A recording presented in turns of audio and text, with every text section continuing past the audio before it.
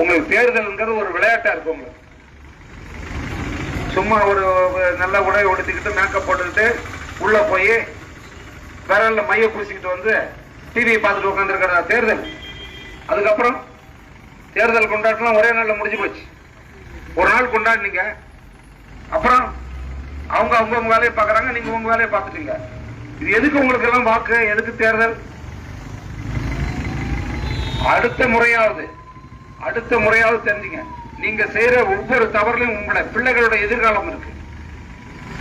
ஓடி ஓடி உழைக்கிறீங்க இல்ல, எதுக்கு? அந்த பிள்ளைகளோட படிப்புக்காக, மருத்துவ செலவுக்காக, ஏதோ ஒரு சேமிப்புக்காக. இதெல்லாம் நல்ல அரசாங்கம் இருந்தா அதெல்லாம் எதுவும் பாதி கஷ்டம் குறைஞ்சு போயிடும். அதை தேர்ந்தெடுக்கிறது உங்களுக்கு தெரியலையே இது வரைக்கும். எனக்கு இது அவசியமற்ற ஒன்று.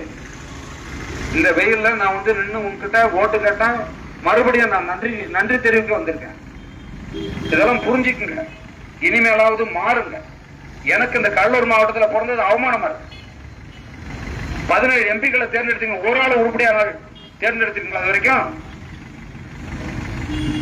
இனிமேலாவது உங்க கையில் இருக்கிற வாக்க கவனமா பயன்படுத்துங்க.